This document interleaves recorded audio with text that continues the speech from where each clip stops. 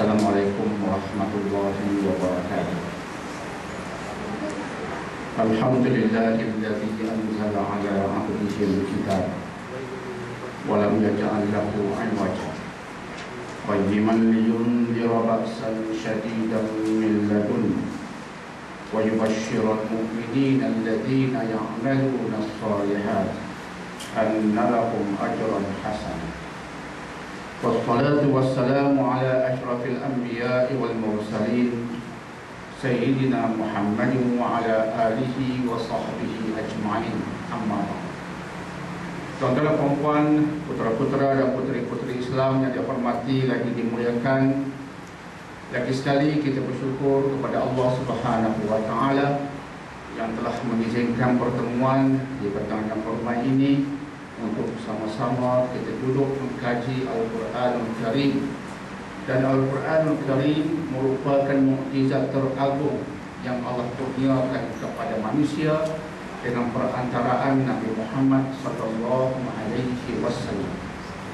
Berhubung dengannya, Allah mengatakan dalam surah Al-Kahfi ayat 1, Alhamdulillahilladzi anzala ala 'abdihil kitab. Segala puji-pujian kepada Allah yang telah menurunkan kepada hamba-Nya sebuah kitab. Walam yaj'al lahu 'iwaja, dan kitab itu tidak ada bengkak-bengkok dalamnya. Itulah panduan kepada kita. Ia merupakan acuan bagi setiap perkara dalam kehidupan yang sementara ini. Ia mengajar kita tentang bagaimana beribadah kepada Allah. Dengan acuan ini kita menyadari ketika kita bersolat sebagai contoh dan kita menghadapkan wajah kita ke arah Kaabah, kita sedar yang kita sembah bukannya Kaabah. Tanpa acuan itu kita tak mungkin memahaminya. Bila kita menghadapkan wajah kita ke arah Kaabah, kesemua kita berdasarkan acuan Allah mengetahui Kaabah itu bukan yang kita sembah. Ia hanya merupakan qiblah, dan qiblah dalam bahasa Arab bermaksud arah ataupun direction. Kita memahaminya berdasarkan acuan. Acuan itu bernama Al-Quran. Kita ketika bermuamalah dengan orang-orang non-Muslim ataupun orang-orang kafir, kerana acuanlah yang menyebabkan kita jujur ketika bergaul dengan mereka. Bukan disebabkan nafsu kita, kehendak kita, kepandaian kita, kepintaran kita, kehebatan politik kita. Bukan kerana itu, tetapi disebabkan wahyu, disebabkan Al-Quran. Dalam surah Al-Mumtahanah ayat 8, Allah mengatakan, La yanhakumul ladzi, Allah tidak menghalang kamu bergaul mesra dengan orang-orang yang kafir, dengan orang-orang yang kafir, selagi mana mereka tidak memerangimu dan tidak menghalaumu dari kampung halamanmu. Jika itu tidak mereka lakukan, Allah tidak pernah menghalang kamu dari melakukan dua perkara ini kepada mereka.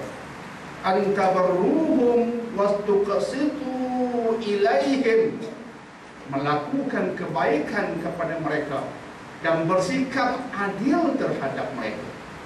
Sehingga Hamka dalam tafsir Al-Azharnya mengatakan, itulah dia yang diajar Allah kepada kita, bahawa dengan orang kafir, tidak kira dia Yahudi, dia Nasrani, dia musyrik, penyembah patung berhala, tidak kira siapa, kita disuruh melakukan kebaikan dan bersikap adil terhadap mereka.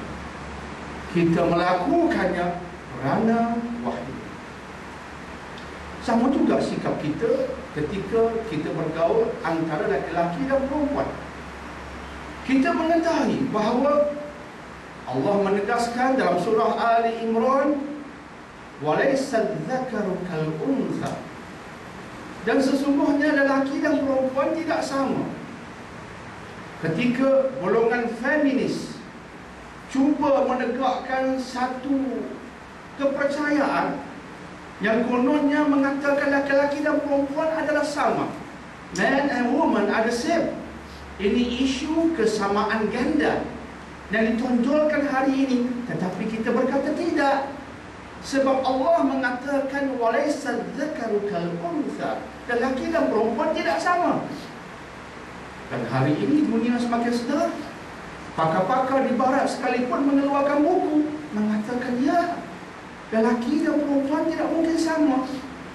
Perbezaan yang paling mendasar, perbezaan hormon dalam badan. Tidak sama lelaki dan perempuan. Hormon menjadikan manusia itu manusia seperti itu. Wanita dengan kewanitaannya, lelaki dengan kelakiannya. Dia tak mungkin sama. Allah sudah mengatakan tentangnya, dan kita bercakap seperti itu disebabkan wahyu. Dan kemuncaknya kita hidup ini semata-mata kerana Allah mencari Dia Azza wa Jalla. Kerana itulah yang Allah anjurkan kepada kita. Hidup ini tidak lain liya'budullaha mukhlishina lahu-d-din, agar kita manusia menyembah Allah mukhlisin dengan penuh ikhlas, lahu-d-din, kerana agamanya, tunduk kerana agamanya, deminya Azza wa Jalla. Semua ini kita faham dari mana? Kita faham dari Al-Quran. Sebab itu tidak sama orang yang faham dengan orang yang tidak faham. Tidak sama orang yang tahu dengan mereka yang tidak tahu. Tidak sama orang yang mengkaji dengan mereka yang malas mengkaji. Tidak sama mereka yang arti dengan mereka yang tidak arti. InsyaAllah. Maka kita bersyukur kepada Allah dengan pertemuan ini, agar dengannya kita lebih memahami acuan daripada Allah Subhanahu wa Ta'ala. Apatah lagi pada hari ini kita disibukkan pula dengan isu baru. Isu filem dinaikkan ke YouTube bertajuk Innocence of the Muslims. Dipaparkan dalamnya tentang Nabi yang dikatakan gay, homoseks, gila perempuan, mengizinkan umat Islam berzina, lelaki dan perempuannya diizinkan pergaulan bebas, dan begitulah seterusnya. Semua itu tuduhan yang langsung tidak benar. Bagaimana kita nak menjawab, menangkis kalau kita pun tak faham apa dia yang Nabi ajar, apa yang Quran katakan, kalau kita pun tak faham, kita pun tak mampu menangkis. InsyaAllah bab itu akan saya perkembangkan lagi ketika kita perkembangkan ayat-ayat Al-Quran sekejap nanti, insyaAllah. Jadi Alhamdulillah, kita kembali kepada agenda kita. Alhamdulillah, pada petang ini kita masuk ke surah yang baru, surah nombor 84, surah Al-Insyiqaq. Al-Insyiqaq bermaksud yang terbelah, yang terbelah. Dan insyaAllah kita mulakan dari awal. A'udzu billahi minasyaitonir rajim. Bismillahirrahmanirrahim. Idza as-samaa'u inshaqqat wa adzinat li rabbiha wa huqqat wa idzal ardu muddat wa alqat ma fiha wa taqallat wa adzinat li rabbiha wa huqqat. Ya ayyuhal insanu innaka kadihun ila rabbika qadhan famulaqih. Fa amma man utiya kitabahu biyaminih fasawfa yuhasabu hisaban yasira wa yanqalibu ila ahlihi masrura. Wa amma man utiya kitabahu wara'a dhahri fasawfa yad'u thubura wa yasla sa'ira innahu kana fi ahlihi masrura innahu dhanna an lan yahur bala inna rabbahu kana bihi basira Sadaqallahul Azim. Al-Insyiqaq ayat 1 hingga 15, yang bermaksud apabila langit terbelah dan langit patuh kepada Tuhannya, dan sudah semestinya langit itu patuh, dan apabila bumi diratakan dan juga memuntahkan apa yang ada di dalamnya sehingga menjadi kosong, dan bumi patuh kepada Tuhannya, dan sudah semestinya bumi itu patuh, dan pada waktu itu manusia mengetahui akibat perbuatannya.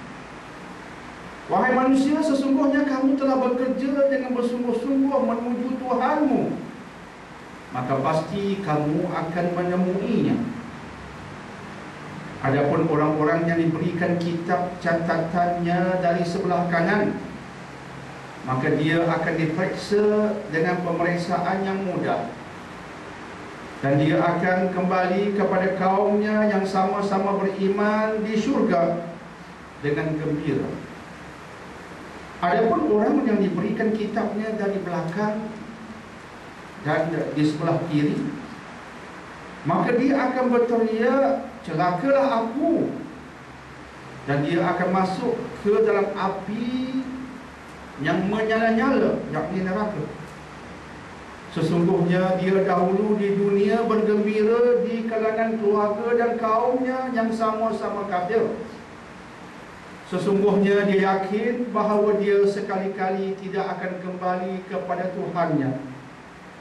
Bukan demikian, yang benarnya sesungguhnya Tuhanmu sentiasa melihatnya. Tuan-tuan dan puan-puan, putera-putera dan puteri-puteri Islam yang dihormati lagi dimuliakan, selepas kita selesai membicarakan surah Al-Mutaffifin yang bermaksud mereka yang curang, kita masuk ke surah Al-Insyiqaq yang bermaksud yang terbelah. Ketika membicarakan Al-Mutaffifin pada siri-siri sebelum ini, kita diperingatkan tentang hari kiamat yang merupakan hari pembalasan. Disebabkan hari pembalasan itulah yang menjadikan kita hari ini ketika hidup di dunia yang sementara ini, kita menjadi berhati-hati, kita berakhlak mulia, kita tidak curang, kita tidak menipu, kita tidak memberi rasuah, tidak menerima rasuah, tidak terjebak dengan kekejian, kemungkaran. Mengapa kita tidak melakukan kesemua itu? Disebabkan hari pembalasan, disebabkan apa yang kita semai pada hari ini, hasilnya akan kita tuai pada esok hari, di hari pembalasan. Jika hari ini yang kita semai ialah perbuatan-perbuatan yang keji, sehingga menjadikan kita al-fujjar, golongan yang keji, kalimat yang Allah gunakan tentangnya ialah al-fujjar, maka yang kita tuai di sana ialah sijjin, neraka yang berada di tahap yang paling bawah. Sebaliknya, andai kata pada hari ini yang kita semai ialah benda-benda yang baik, sehingga menjadikan kita golongan al-abrar, golongan yang sukakan kebaikan, insya-Allah di sana yang bakal kita tuai ialah jannah ataupun illiyin yang berada di tempat yang tinggi. Maka keyakinan dan keimanan terhadap hari pembalasanlah yang menyebabkan kita pada hari ini bersungguh-sungguh hendak menjadikan diri kita al-abrar dan tidak mahu menjadikan diri kita al-fujjar. Dan bila kita bicarakan al-mutaffifin, kita bicarakan tentang golongan yang terbatas, yang tidak percaya tentang hari kiamat ataupun lemah kepercayaan mereka terhadap hari pembalasan, yang menyebabkan mereka pada hari ini sanggup bertindak curang dalam perniagaan mereka. Maka Allah menceritakan dalam surah Al-Mutaffifin tentang golongan yang tidak jujur ketika menakar dan menimbang. Dan bila kita perkembangkan secara yang lebih luas, kita mengatakan orang yang lemah keyakinannya terhadap hari pembalasan, jiwanya tidak disinari dengan ingatan yang mendalam terhadap hari pembalasan, maka akan menghasilkan tindakan yang keji sehingga dia berani melakukan perkara yang kita kenali hari ini sebagai dosa besar. Kita lihat sebagai contoh di bumi kita yang bertuah ini, betapa sihir sedang bersemarang. Perbuatan sihir membuat orang secara gaib menggunakan jin, iblis, syaitan, hantu, yang semuanya adik-beradik pada iblis dan syaitan, merupakan perkara yang biasa kita dengar. Dan kita meyakini sihir memang ada.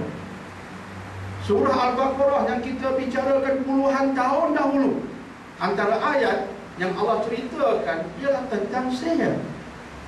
Sehingga ketika Allah menurunkan ayat tentang sihir, Allah mengatakan ilmu sihir itu, sehingga ia berjaya dengan ilmu sihir itu menyebabkan suami isteri berpisah.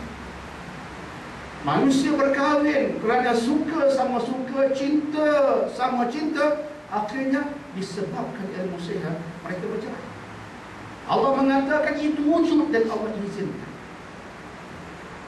Itu dilakukan oleh manusia yang imannya terhadap hari pembalasan tidak kuat ataupun tidak beriman langsung. Di era Umar Al-Khattab, yang membuat sihir itu dia pancung, dia hukum bunuh, jangan bagi hidup lagi, manusia tak guna. Sekarang begitu ramai manusia tak guna itu melakukan sihir. Semoga Allah pancung ke semua mereka. Semoga Allah pancung ke semua mereka. Kita tidak memancung mereka. Semoga Allah pancung mereka, pancung dan seterusnya pancung, dan bagi mereka hidup di dunia ini. Dan semoga Allah azab mereka dengan azab yang paling keras. Amin. Ini manusia yang tidak beriman dengan hari pembalasan. Jadi kesemua yang kita bicarakan sebelum ini memperingatkan kita supaya hidup ini sebagai manusia yang abrar. Jangan jadi jahat. Jika Allah hukum orang jahat, Allah hukum dengan keras. Kita jangan jadi jahat. Biarlah Allah menghukum kita dengan kebaikan, dimasukkan di NBI, insya-Allah, sesuai bagi orang-orang yang Allah gelar sebagai Al-Abrar. Dan pada petang ini kita masuk kepada surah Al-Insyiqaq. Dan ayat-ayat yang kita bacakan tadi merupakan ayat-ayat dari surah yang kita sebutkan tadi. Dan surah ini merupakan surah Makkiyah. Surah Makkiyah bermaksud surah yang diturunkan sebelum hijrah, yang banyak memfokuskan tentang perkara iman dan akidah. Salah satunya yang berkaitan dengan hari kiamat dan juga hari pembalasan. Itu fokus bagi surah Makkiyah.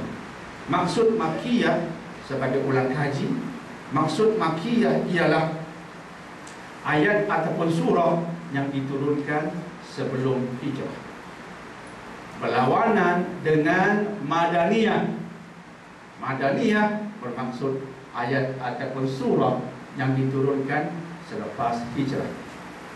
Itu telah kita bicarakan sebelum ini dan kita sebutkan tentangnya semula sebagai ulang kaji yang ringkas.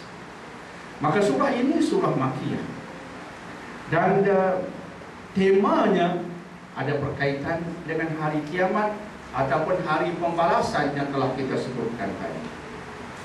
Maka pada ayat pertamanya Allah Subhanahu wa taala berfirman, "Idzas samaa'un syaqqat." Ingat ketika langit terbelah. Bagaimana langit terbelah? Langit ada objek-objeknya. Seringkali saya sebutkan tentang objek yang bernama bintang ataupun the stars, yang mengikut kajian yang dibuat di Australia berjumlah lebih daripada 70 sextillion. 70 sextillion artinya 7, yang diikuti dengan 22 kosong selepasnya, menyamai pasir-pasir di gurun dan juga pasir-pasir di tepi pantai. Dicampur semua pasir itu di dunia, darat 10. Itu lebih kurang jumlah bintang di langit sana. Dan Allah berkata, bila berlaku hari kiamat, langit terbelah, artinya objek-objek ini pecah terbelah. Bagaimana caranya Allah tidak perincikan kepada kita, cuma Allah ceritakan dia pasti berlaku. Sebab alam ini baharu. Kita pernah melihat bangunan tinggi pecah. Hari ini menggunakan teknologi moden, diruntuhkan dalam masa beberapa saat sahaja. Di tempat yang sama ia dibina, hancur. Bangunan itu tinggi, sekelip mata hilang. Itu kerja manusia. Kerja Allah lagi hebat. Maka bila langit terbelah, objek-objek seperti bintang yang besar pun terbelah, hancur. Dalam kabut jadinya alam semesta ini, itu pertanda alam akan bertukar. Kehancuran digantikan dengan satu alam baru. Alam baru sudah pastinya alam yang berbeza dari apa yang ada sekarang. Wa azinat li rabbiha wa huqqat. Dan langit terbelah sebab patuh dengan perintah Allah, patuh dengan undang-undang Allah.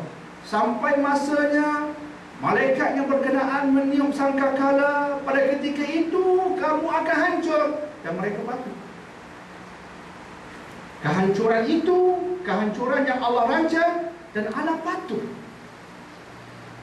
Kita pernah mengkaji surah-surah sebelum ini yang ayatnya bermula begini: Subhanallahi ma fis samawati wa ma fil ard. Bertasbih kepada Allah apa yang ada di langit dan apa yang ada di bumi.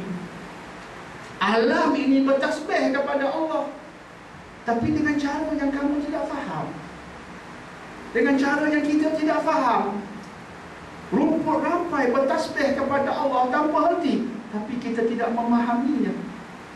Burung-burung yang berkicau, kicauannya itu tasbih kepada Allah, tapi bahasanya kita tidak faham.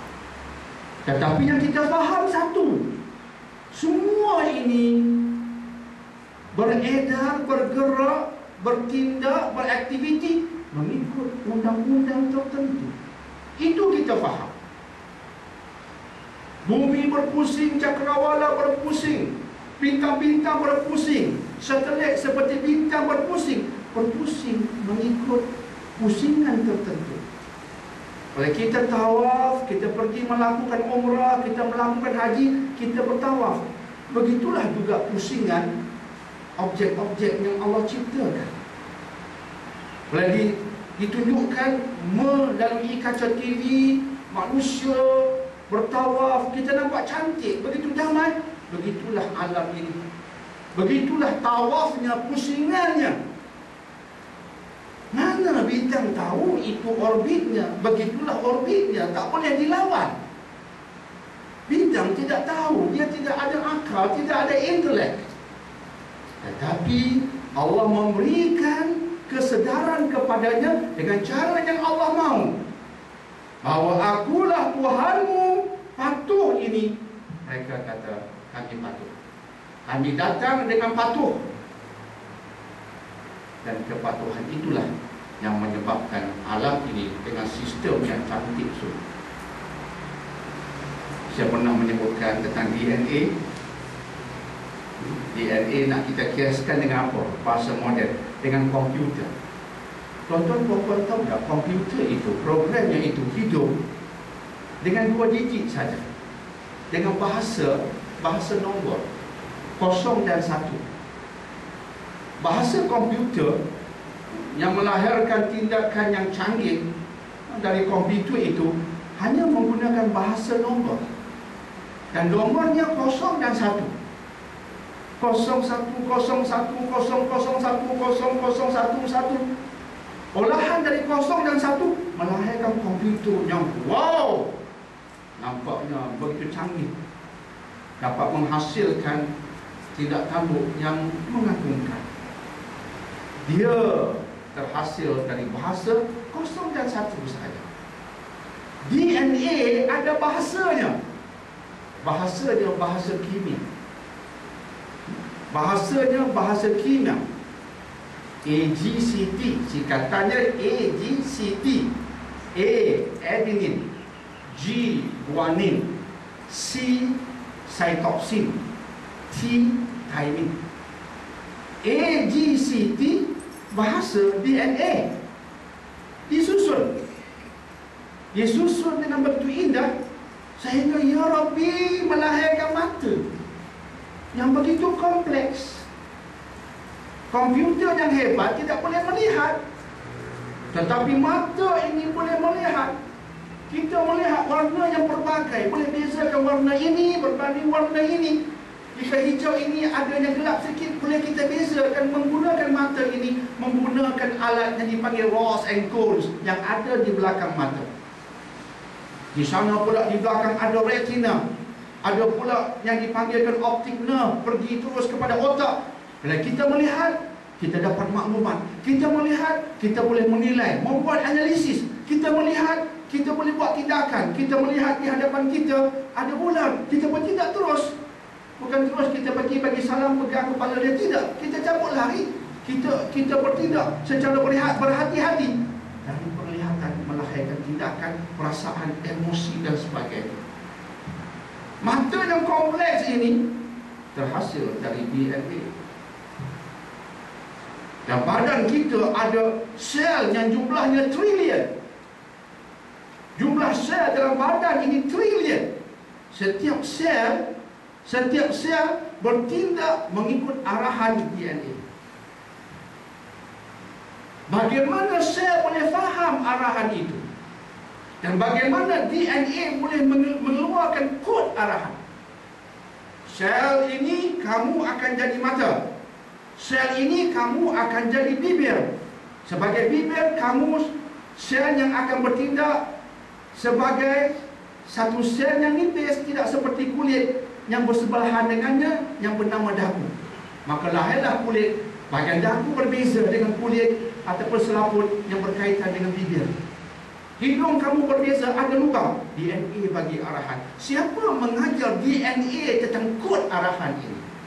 Dan siapa pula mengajar sel untuk faham kod ini dan bertindak sesuai dengan arahan kod itu yang ada dalam DNA? Akhirnya bahasa DNA, iaitu bahasa kimia, bahasa komputer menggunakan nombor. Bahasa DNA menggunakan kimia. Adenine, guanine, cytoksin dan thymine. Singkatannya AGCT. Dari AGCT lahirlah kod arahan. Dan bila kita tengok kod ini, jumlahnya dalam DNA, jumlah kod ini ialah 3 bilion. Jumlah bahasa ini, jumlah AGCT yang tersusun secara kompleks, jumlahnya 3 bilion. Tak ada komputer boleh menyamai DNA walaupun sedikit.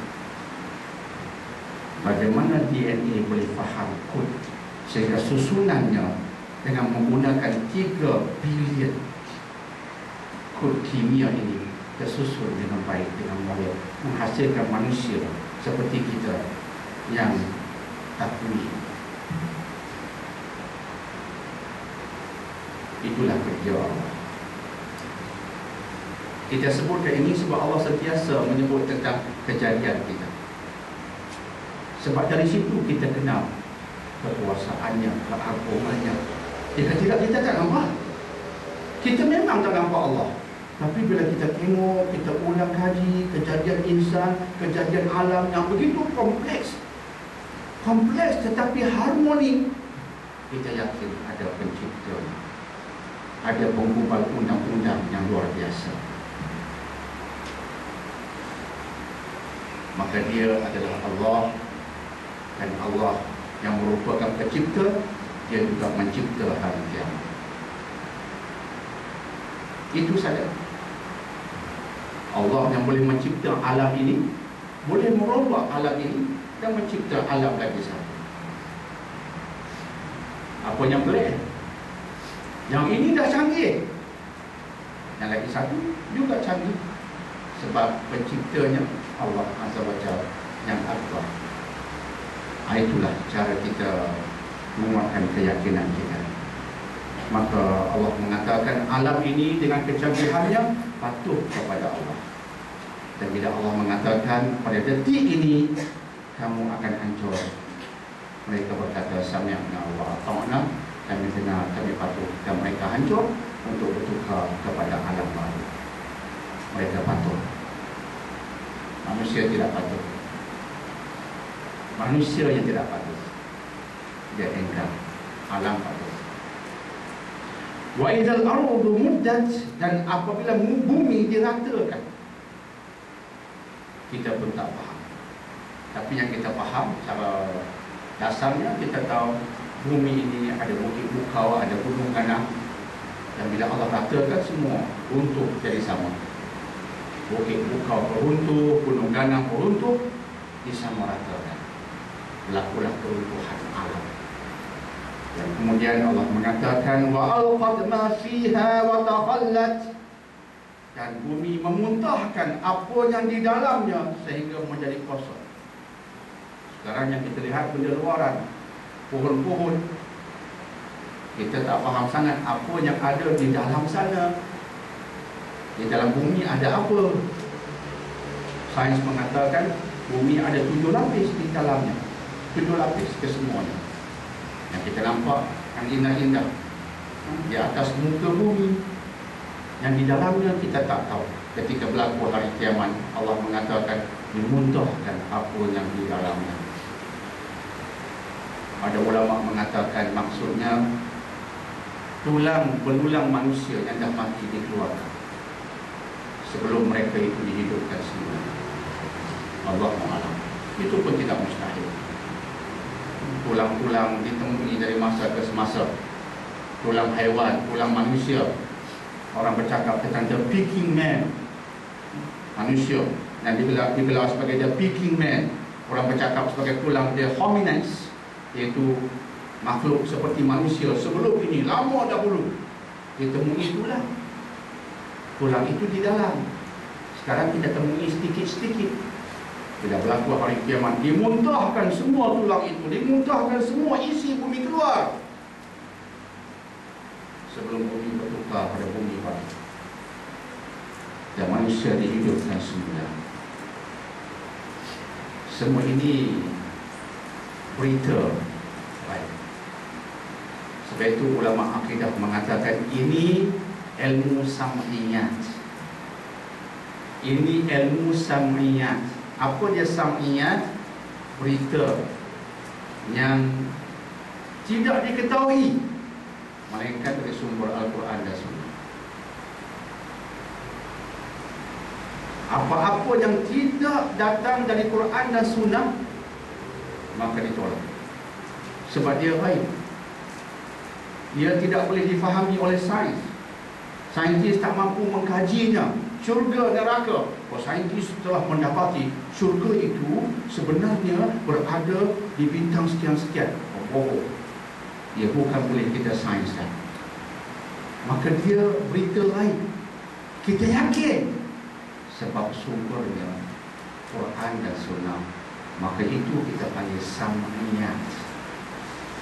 Sebab itu benda-benda yang lain, tentang makhluk lain, tentang alam lain, tanya tentang sumbernya. Jangan terus percaya. You dapat ini dari mana? Oh, bila seseorang meninggal dunia 40 hari, dia akan balik duduk di bumbung rumah. Tak ada kerja semua. Nak balik buat apa? Pening kepala. Tengok anak cucu sakit jiwa, pening kepala, kena makan ubat tidur. Nak balik juga. Dah mati, pilah. Pi ke alam barumu. Lepas 40 hari dia balik. Balik buat apa? Bukan boleh kita lihat pun. Cangok kat bumbu nampak cicak. Bukan nampak dia. Baik, tak apa. Saya akan percaya jika dalilnya kuat. Tak ada dalil. Buang. Jangan diceritakan pada anak cucu. Ini pembohongan, tak masuk akal, tak masuk agama. Tak usah cerita. Senang. Jadi itu sikap kita, iaitu ia adalah samnian kita terima jika sumbernya Quran dan Sunnah. Jika tidak, buang. Tolak supaya akidah kita selamat. Supaya akidah kita selamat, insyaAllah. Jadi kita faham bumi diratakan dari sumber sam'iyah Quran dan Sunnah. Fa'alqad ma fiha wa takhallat, kita faham bumi akan muntahkan isi-isinya juga daripada sumber ini, sam'iyah, iaitu sumber Quran dan Sunnah. Kita percaya. Maka ulama cuma cuba mentafsirkan maksudnya, itu saja. Tapi dasarnya bukan ulama, tapi Quran dan Sunnah. Wa adinat li rabbiha wa huqqat. Mengapa bumi bertindak demikian? Sebab patuh perintah Allah. Bumi tak ada kuasa. La quwwata illa billah. La quwwata illa billah. La quwwah, semua kita la quwwah, tak ada kuah, tak ada kekuatan. Illa, melainkan billah, dengan izin Allah. Maka bumi pun tidak ada kekuatan, la quwwah. Melainkan Allah izinkan, wahai bumi, keluarkan, muntahkan isi-isimu. Dikeluarkan. Sami'na wa ata'na wa huqqat, maka dia patuh. Manusia juga yang tidak patuh. Manusia juga yang tidak patuh. Masya Allah.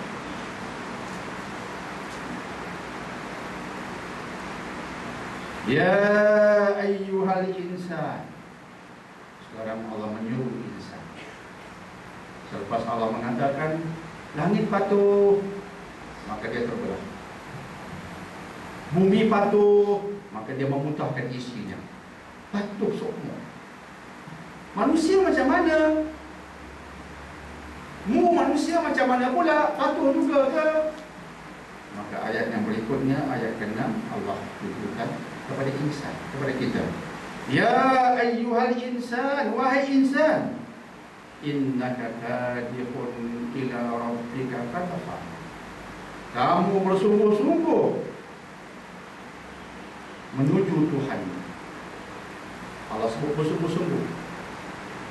Sebab itu ulama tafsir ada mengatakan bersungguh-sungguh, ada yang bersungguh-sungguh dalam hal baik, ada bersungguh-sungguh dalam hal mungkar, tapi bersungguh-sungguh. Mak rempit pun bersungguh-sungguh naik motor. Waktu tidur tak tidur, punya bersungguh-sungguh dengan agenda dia. Dengan agenda dia. Perompak tank, bersungguh-sungguh merancang masuk bilik khas buat peta. Tank ini macam mana bentukannya? Okey, pergi ke orang kata internet, tengok GPS dia macam mana. Dia punya setiausi dia, oh di sini peta dia, print out peta dia. Jalan dia macam mana? Oh, pergi internet, kaji luasan dia macam mana, ada berapa security guard. Pakar-pakar ni tengok jalan melelong dah. Melelong tak apa, ni buat cantik belakang ni. Jangan timbang. Kulit kering macam cicak kobing dah. Cicak kobing tak ada masalah. Aku sebab kat Ahmad, tendang dia sekali, lambung dua 20 kaki. Tak ada masalah, tak apa-apa. Kaji. Dia rompak pun rancang dengan elok, dia rompak dengan elok, dia bersungguh-sungguh. Maka kita yang nak buat baik pun kena kadihun, kena bersungguh-sungguh. Orang jahat bersungguh-sungguh, orang baik tak bersungguh-sungguh. Tak boleh. Kita meminta pada Allah, selamatkan hamba-Mu ini berdepan dengan perompak yang ramai, berdepan dengan ahli sihir yang ramai. Ya Allah, kami minta Kamu tolonglah kami, pelihara kami. Minta kadihun, minta sungguh-sungguh. Yang nak bunuh kita, nak hancurkan kita, cuba sungguh-sungguh. Minta sungguh-sungguh, ya Allah selamatkan kami. Tak payah sebut bahasa Arab pun tak apa. Sebut dalam bahasa kita, Allah faham. Allah berkata, "Ud'uni astajib lakum." Minta pada aku perkenankan. Allah tak kata minta pada aku dalam bracket dalam bahasa Arab, no. Tak. Minta dalam bahasa Arab, no. Tak. Allah kata minta aku perkenankan. Wa idza sa'alaka 'ibadi 'anni fa inni qarib. Bila hamba-Ku bertanya kepadamu tentang aku, katakan aku hampir. Aku bukan jauh, aku hampir. Ujibu da'watad da'i idza da'an. Dan beritahu pada mereka. Mereka bertanya kamu tentang Allah. Allah ni macam mana ni, kami minta kat dia ni macam-macam dah lama dah. Kata kat dia, aku hampir. Dan aku akan perkenankan permohonan mereka. Jangan minta. Tapi jangan putus asa ya. Dan jangan berumur. Apalah Tuhan, aku minta dah lama tak dapat apa lagi. Minta dapat saham tak dapat. Melabur, doa tak untuk. Macam mana ni? InsyaAllah tak dapat. InsyaAllah tak dapat. Dia akan berikan mengikut kebijaksanaannya, bukan mengikut kita. Kita tahu apa? Dia maha mengetahui. Aku tak bagi sekarang, ada sebab. Ada sebab. Sebab itu kita tak faham. Maka sangka baik dengan Allah itu dituntut. Tapi minta sungguh-sungguh. Tak dapat lagi tak apa. Minta dengan ikhlas sungguh-sungguh. Solat sungguh-sungguh. Allahu Akbar. Penuh perasaan, penuh khusyuk, keikhlasan. Sebut, kalau boleh sebut penuh-penuh masuk ke hati. Bismillahirrahmanirrahim. Masukkan. Lepas bagi salam, kita baca doa, kita bertasbih, tahmid sungguh-sungguh.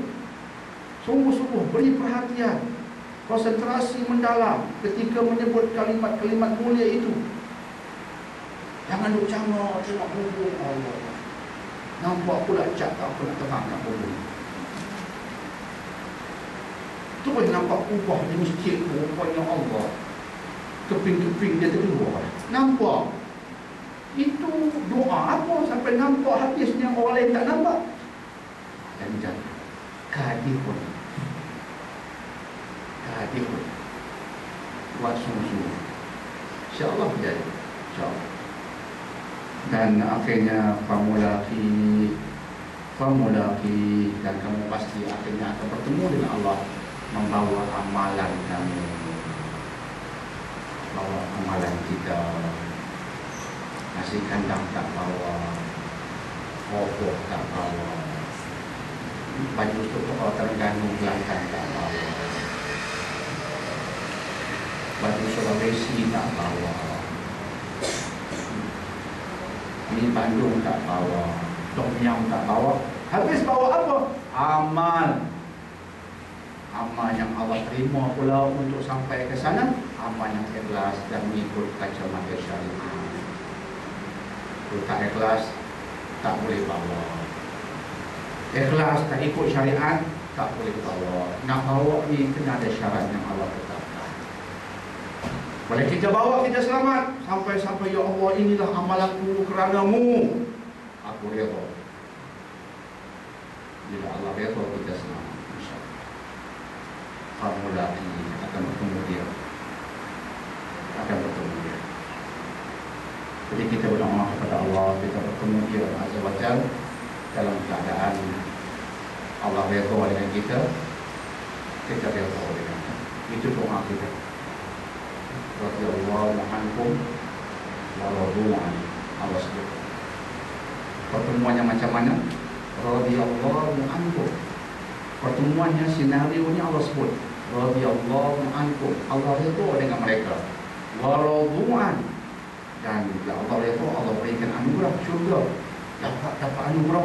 Allah, terima kasih. Wa radu anhu. Dan mereka redha, mesti redha. Mesti redha, mesti seronok, mesti bersyukur, mesti berterima kasih. Sebab pemberian Allah itu luar biasa. Kita buat sikit, pahala punya besar, nikmat punya besar, mesti ada. Tapi asasnya dia reda dengan kita dulu, baru kita dapat apa yang kita hajati, yang kita sebutkan tadi sebagai NII, insyaAllah. Maka itulah kepentingan ayat 6. Kamu bersungguh-sungguh kepada Tuhanmu sebenarnya. Apa yang kamu lakukan akan kembali ke Tuhanmu, dan kamu akan bertemu dengannya untuk dinilai dan dihukum. Fa'amma man utiya kitabahu biyaminih, mereka yang dapat buku catatan datang dari sebelah kanan. Dia tahu dah, datang dari sebelah kanan. Alhamdulillah, senyum gembira, selamat. Belum lagi baca, dihulurkan dari sebelah kanan, dah senyum. Dah senyum, sebab dia tahu ini pertanda baik. Macam yang saya sebutkan minggu lepas, keluar ada keputusan, anak kita dapat keputusan, tak tahu SPM yang bagus ke tak bagus, cemerlang ke tak cemerlang. Katakanlah musim pemeriksaan dah selesai, kata musim keputusan, dia pun datang dari jauh, senyum. Senyum, dari jauh angkat tangan, ibu, ayah. Macam tu insya-Allah nampak. Nampak buku catatan datang dari sebelah kanan itu. Gembira sangat. Dah agak dah. Ini mesti cemerlang. Macam mana SPM? 10A. Tahu dah, mesti cemerlang. Cuma banyak mana kecemerlangan. Datang pula tanya seorang, ni dapat apa pula? 8A, 2B. Itu bagus satu, alhamdulillah. Syukur, alhamdulillah. Tengok lagi seorang, nangis dari itu. Tangan tak angkat. Tangan duduk kia macam orang semayang. Tidak tak pernah semayang, tapi dapat keputusan untuk semayang. Tengok dari jauh duduk nangis. Ini datang catatan dari sebelah kiri, nampaknya. Tahu dah, tak apa elok. Macam mana? Apa A? Tak tahu langsung. Duk cerita kat ibu bapa. Ibu pulut dengan Sarawak. Macam mana Malaysia? Pulut dengan Sarawak. Pulut dengan Sarawak senang lah. Bahasa orang utara. Saya kata pulut dengan Sarawak. Macam mana matematik pulut dengan Sarawak? Pulut. Macam mana BI pulut dengan Sarawak? 5 subjek pulut dengan Sarawak. Lagi satu pulut tak ada Sarawak. Susah sikit lah nak punya tu tak ada Sarawak. Ibu korang 5A. Ibu pun confident di sini. Ibu kata tu lah masa hampir Kaisar ke 8 pagi aku baca Yasin. Susah minta cuti tahunan. Dan ibu tu pun belajar tak apa nak betul. Anak masuk Kaisar dia ambil cuti baca Yasin. Baca Yasin dia tak payah tunggu Kaisar. Anak masuk pukul 8, dia masuk pukul 8 bilik dia. Anak pun mula bismillah, dia pun Yasin. Kononnya bila dia baca Yasin tu, dia Yasin terbang di ke anak dia. Yasin bagi kepala anak dia sempoi boleh menjawab. Oh, itulah itu kata ibu baca Yasin. 5 hari cuti. 5 hari dia tinggal pun. Patut 5A saja. Pulang-pulang ibu 1A pun tak ada. Waktu nampak dari tu nangis. Lagi seorang tu tak mau datang. Tak mau datang. Terus naik pokok jambu tu atas pokok. Ada ranting nombor 2. Nanti lagi tu. Ni awak ni. Berapa? Tak ada. B pun tak ada. Betul naik pokok. Lagi seorang tu ada juga B. Tu main. Dari jauh nampak dah. Orang kita dari jauh nampak dah. Maka di hari kiamat begitulah analoginya, perbandingannya. Bila buku catatan datang dari sebelah kanan, alhamdulillah. Dah tahu dah selamat insya-Allah. Fasawfa yuhasabu hisaban yasira. Ayat apa? Maka dia akan dihitung dengan hitungan yang mudah. Yasira, mudah. Walaupun hitungan di hari kiamat memang menakutkan, tapi secara perbandingannya dengan orang yang berjalan perhitungannya yasiro, ringan, dengan senyuman. Mereka pun dengan penuh kasih sayang. Dan tahu dia bagus. Dia bagus, orang baik. Mereka pun dengan penuh kasih sayang. Ada perhitungan, tapi insya Allah ada suatu yang mendamaikan ketika itu. Wa yanqalibu ila ahlihi masrura, dan dia akan kembali pada siapa? Allah sebut ahlihi. Sebab itu ada ulama tafsir mengatakan dia akan kembali kepada keluarganya. Keluarganya bagaimana? Keluarganya beriman, yang juga abrar. Jadi balik pada keluarga masing-masing, tapi keluarganya abrar, yang juga dapat buku catatan dari sebelah kanan. Oh, you dapat buku catatan dari mana? Belah kanan juga. Okey, kita satu keluarga masuk syurga. Masya Allah, harapannya demikian. Harapannya demikian. Ada ulama tafsir mengatakan balik pada kelompoknya dekat dengannya. Semuanya tafsiran, semuanya mungkin benar.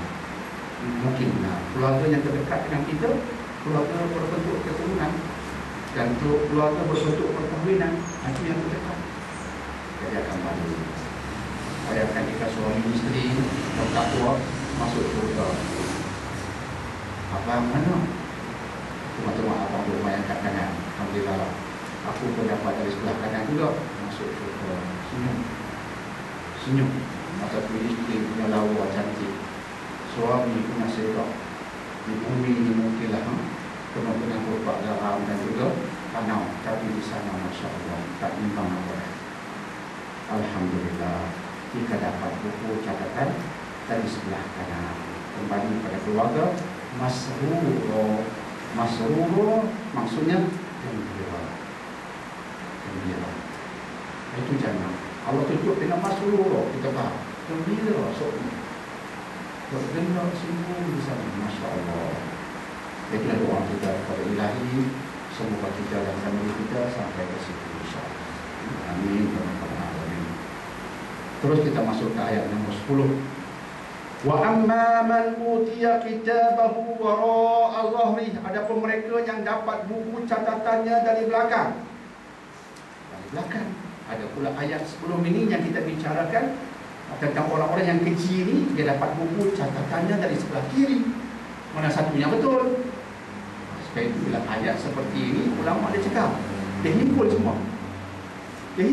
Semua itu betul. Semua samian, semua dia sahih, semua benar.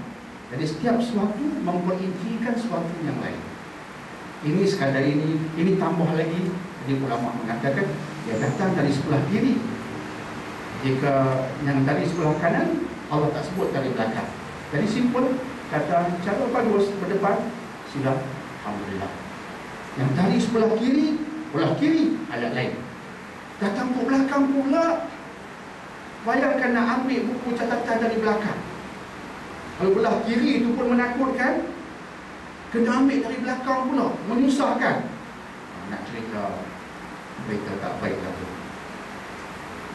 Itu pemberian yang melambangkan sesuatu yang tidak baik bakal berlaku. Ambil buku dari sebelah kiri, dihulurkan dari belakang. Nak ambil buku catatan kita, begitu caranya.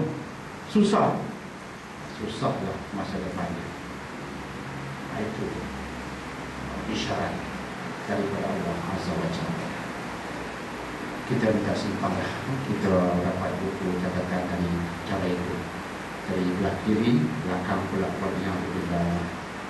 Sebab itulah keimanan yang berdasarkan sumber yang sahih ini, bila masuk ke hati, memberikan kesedaran dan keinsafan kepada kita, dan kesedaran dan keinsafan itulah yang bakal menghasilkan perwatakan, personality, perangai, akhlak yang baik, yang menjadikan kita al-abrar yang telah kita sebutkan selama ini. Jadi itu ayat nombor 10. Fasawfa yad'u thubura, diberikan dari belakangnya, dari sebelah kiri pula tu apa berlaku? Dia akan berteriak. Celaka aku. ataupun fuguro, binasa aku, dia tahu dah. Datang dari sebelah kiri, di belakang pula, celaka aku, binasa aku. Masa itulah penyesalan datang tanpa ada artinya. Penyesalan yang tidak ada gunanya. Masa itulah teriakan itu tidak ada apa-apa. Teriak, menangis, meraung, menjerit tanpa ada mutahnya sampai ke waktu yang Allah Subhanahu Wa Taala izinkan. Hak dia semata-mata di bawah kekuasaannya semata-mata. Semua ini Allah beritahu kepada kita di peringkat awal. Masa hidup diberitahu. Rasul, aku utus nak beritahu kamu inilah. Dan yang aku utus ini bukan boleh jalan-jalan manusia. Sebab nak beritahu benda betul. Jika orang itu tidak betul, kamu takkan percaya. Aku pilih, ini bukan berdasarkan pilihan saya, tidak. Aku yang pilih dia. Muhammad alaihi salatu wassalam, Isa, Musa, Daud, Sulaiman, Ibrahim, Ishak, Yaqub, Yusuf. Aku yang pilih. Orang yang aku pilih ini luar biasa, hebat-hebat belaka, supaya dia sampaikan apa yang aku sampaikan ini secara yang benar. Sebab ini benda besar. Kamu tidak percaya, kamu hancur. Benda besar. Aku pilih Muhammad sebab dia Al-Amin. Dia jujur sepenuhnya, tidak pernah berbohong, tidak pernah menipu. Dia buktikan kejujurannya dengan amalannya secara pribadi. Bangun malam, sedangkan dia boleh beribadah siang saja.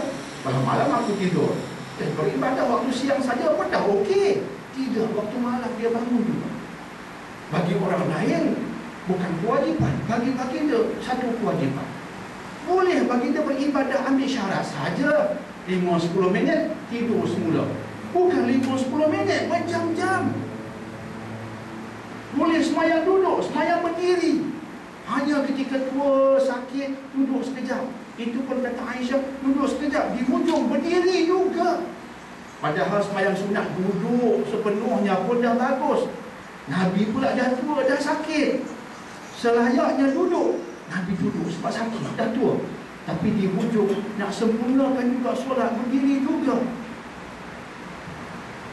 Nak buat sungguh-sungguh. Boleh buat sekejap, ringan-ringan, tidak sampai bengkak kaki. Itu membuktikan baginda jujur dan baginda hendak menampakkan pada kita yang aku sampaikan ini bukan main-main. Dia benar-benar. Sebab itu aku percaya dengannya dan aku sendiri beriman dan menghayatinya. Aku bukan main-main. Ini betul-betul kebenaran. Semua ini dipaparkan kepada kita dengan sumber-sumber yang sahih untuk meyakinkan kita bahawa ini datang daripada Allah Subhanahu Wa Taala yang Maha Pencipta. Dia sampaikan dengan perantaraan rasul-rasul yang jumlahnya ramai, dan akhir sekali Nabi Muhammad SAW. Rasul-rasul beribadah dengan penuh keyakinan. Mengapa dengan penuh keyakinan? Sebab itulah kebenaran dan mereka sangat mati kerananya. Malah ada rasul yang dibunuh mati sebab mereka pentingkan Allah yang lain tidak penting. Semua ini pembuktian bahawa yang kita bicarakan ini al-haq, benar-benar. Dia ghaib tapi dia benar, insyaAllah. Maka Allah menceritakan tentang mereka yang akan masuk neraka, diberikan buku catatan dari belakang di sebelah kiri. Dia berkata, celaka aku. Terus kita bicarakan ayat 12, wa yasla sa'ira, dan dia akan masuk ke dalam sa'ira. Sa'ira, api panas yang menyala-nyala. Sa'ira, api panas yang menyala-nyala, ataupun api yang menyala-nyala, maksudnya neraka. Innahu maaf, ayat 13, masuk ayat 13. Innahu kana fi ahlihi masrura. Kana, innahu kana. Allah guna kalimat melambangkan yang lepas past tense. Innahu kana, dia sebelum ini bersama keluarganya masrura, bergembira. Keluarga yang kufur, Dia bersama keluarga yang kufur bergembira di dunia. Yang ahli syurga bersama keluarga di syurga, bersama keluarga di syurga dan bergembira. Bagi ahli neraka, dia bergembira dengan keluarga ketika di dunia, di sana tak gembira. Di sana tak gembira, di dunia bergembira. Di makan di sana, makan di sini.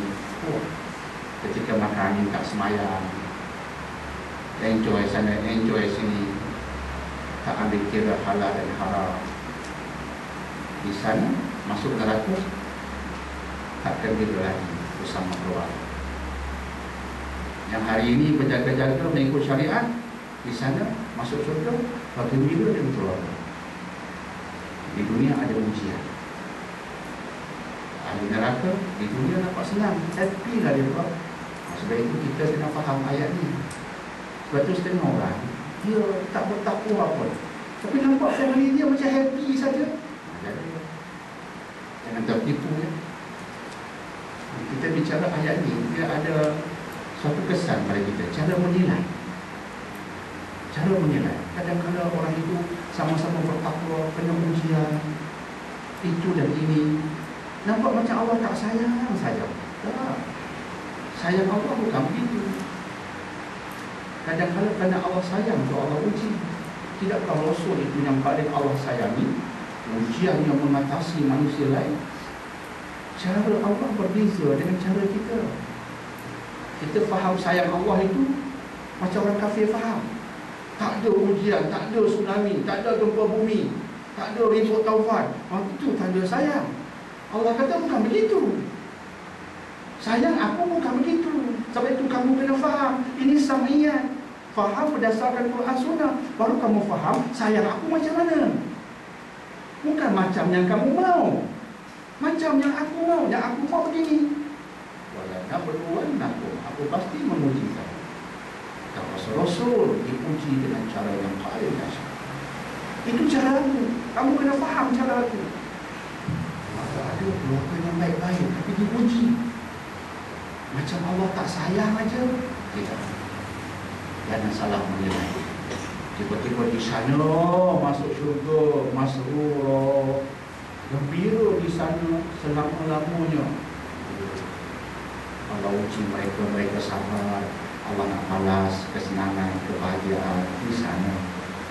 Ada keluarga kata Allah masrur di dunia.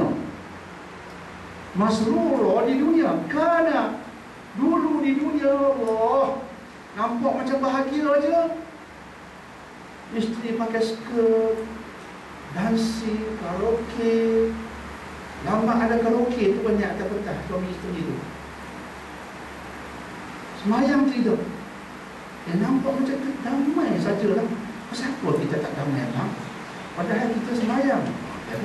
Jangan tersilap menilai. Allah kata mereka ni keluarga seronok kat dunia. Tapi di sana akhirat masuk neraka. Meraup selama-lama. Jadi tuan-tuan dan puan, ayat-ayat yang kita baca kali ini melahirkan cara menilai, cara melihat. Oh gitu. Kadang-kadang ada dari kalangan rakan kita yang cara menilainya salah. Ada dari kalangan adik-beradik kita, saudara mara kita yang tak faham Quran. Maka cara dia melihat pun tak betul. Kita belajar Quran, dan kita faham. Sebab kita faham, kita juga mampu menilai. Dan cara kita menilai betul. Itu yang penting, cara menilai betul. Manusia akan menilai betul salah bab lain. Kita nak menilai, tapi cara kita menilai biarlah betul. Betulnya berdasarkan ini Quran dan Sunnah. Itu penting. Belajar kita ada keuntungan, tak rugi langsung. InsyaAllah. Ayat 13. Dia dulu di dunia bergembira bersama keluarganya, kaumnya yang sama-sama kufur. Terus masuk ayat 14. Innahu zanna an lan yahur. Dia yakin dia takkan kembali kepada Tuhan. Kita enjoy lah. Kumpulkanlah bak Tuhan. Mungkin tak ada hari kiamat, mungkin kita tidak akan dihitung, tidak ada hari pembalasan. Allah yang penting hidup untuk hari ini. Hidup untuk hari ini. Itu kalimat bahaya. Hidup untuk hari ini. Orang beriman, dia punya bahasa lain sikit. Hidup untuk kejayaan besok. Hari ini mungkin susah sikit, tapi tak apa. Yang penting besok gembira. Cara menilai dah berbeza sangat. Orang yang sesat, yang penting hari ini. Hidup untuk hari ini. Orang beriman, hari ini untuk besok. Hari ini masih penting, tapi dia penting bukan sebab hari ini, sebab hari ini untuk besok. Makanya dia pandang besok.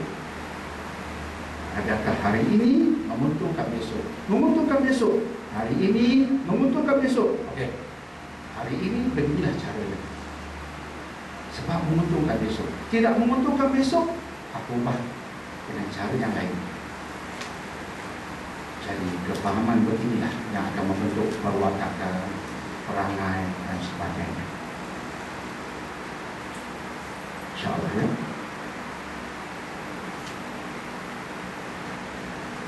Terus kita masuk ke ayat nombor 15. Bala inna rabbahu kana bihi basira. Bahkan benar Allah sentiasa melihat. Kita tak sekadar Allah melihat kita, tapi Allah melihat, katanya. Masa macam ini. Sebab itu bila ada ihsan, kita merasai. Bila ihsan ada, dia kena ada, orang kata dia ada megahertz dia. Saya kias sebelum ini dengan radio, buka 95.7 dapat mutiara FM. 95.7 megahertz tak dengar ke FM. Jauh sekali klasik nasional. Dia dapat mutiara FM. Pulau Pinang punya sahaja. Megahertz kita dengan Allah kena ada. Kena ada. Hubungan dengan Allah itu kena ada. Kata Nabi, bila hati kita ada ihsan, ada megahertz ihsan, maka lahirlah antang Allah ka'anna satara. Kamu beribadah seolah-olah nampak Tuhan, nampak Allah. Jika tak sampai ke makam itu, kamu merasai Allah melihat kamu. Merasai Allah melihat kamu. Kita pergi mana pun, jika itu yang kita bawa di hati kita, kita senang. Kita nak berzikir, kita nak ingat kepadanya. Sambil duduk, walaupun tangan tak angkat, nampak badan tak bergerak, tapi masa itu kita sedang berdoa. Hati kita bermunajat kepada Allah, doa. Masa itu kita sedang istikharah. Istikharah bukan mesti solat. Doa, istikharah, doa. Tunjukkan apa yang paling baik hatiku, ya Allah. Nak pergi katalah interview, temu juga, bawa kereta. Katakan sambil bawa kereta nak doa, ya Allah, ya Tuhanku. Sudah jatuh parit, berubah doa. Kalau aku dari parit ni, nak asal doa, nak minta temu juga aku. Sesuatu yang paling baik bagiku, berikan terjadi pada tak pernah hati. Kalau kita boleh perempuan, tapi ada istikharah di hati. Minta berikan petunjuk. Berikan petunjuk. Istikharah berarti dalam bentuk doa. Jadi hidup kita ini semua bermakna. Diamnya bermakna, cakapnya bermakna, tidurnya bermakna, bangunnya bermakna, makannya bermakna, tak makan pun bermakna. Semuanya baik. Semuanya baik. Itulah yang kita mahu, dan itu berlaku. Tidak ada di hati kita iman, apatah lagi bila iman itu melahirkan ihsan. Kita beribadah seolah-olah nampak dia. Jika tidak sampai ke makam itu, kita merasa Allah melihat kita. InsyaAllah. Jadi itulah yang kita harapkan dapat kita hasilkan insyaAllah ta'ala. Dan semoga dengannya insyaAllah kita mendapat kebaikan. InsyaAllah itu yang sempat kita bicarakan. Semoga pada minggu hadapan kita akan dapat menyempurnakan surah ini. surah Al-Insyiqaq kita khatam minggu hadapan, dan surah-surah selepas ini semakin pendek, cepat kita khatam insyaAllah sampai ke penghujungnya. Kalau kita khatam, kita akan terus lompat ke depan. Saya tahu ramai yang tak sempat, yang awal-awal surah Al-Baqarah, Al-Imran, ramai yang tak sempat. Yang sempat dengan saya sudah pindah ke tempat lain. Ada pun yang sudah meninggal pada anak murid di sini yang sudah meninggal pada. Alhamdulillah. Semoga meninggal dalam kebaikan insyaAllah. Dari yang tak meninggal itu sudah 40-an, masuk 50-an. Jadi majoriti saya yakin tak sempat dengan surah-surah awalan. Jadi selepas kita khatam surah yang terakhir, kemudiannya kita terus kembali kepada awal surah Al-Baqarah, Al-Fatihah, Al-Baqarah, Al-Imran, dan seterusnya surah-surah yang lain insyaAllah. Itu agenda kita supaya terus dapat kita dengan wahyu insyaAllah. Allahu a'lam bishawab. Saya janjikan tadi kita nak bicara sikit tentang isu baru. Saya bawa buku saya yang ketiga ini, iaitu Islam dan Misunderstood Religion.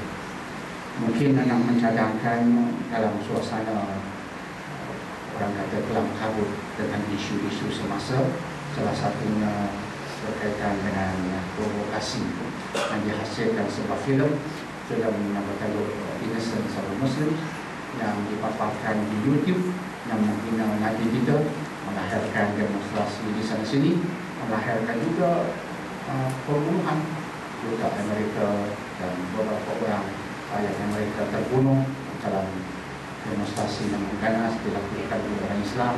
Di Malaysia pun ada demonstrasi hasil daripada apa yang berlaku. Bagi saya baguslah kita tunjukkan sikap kita bagus.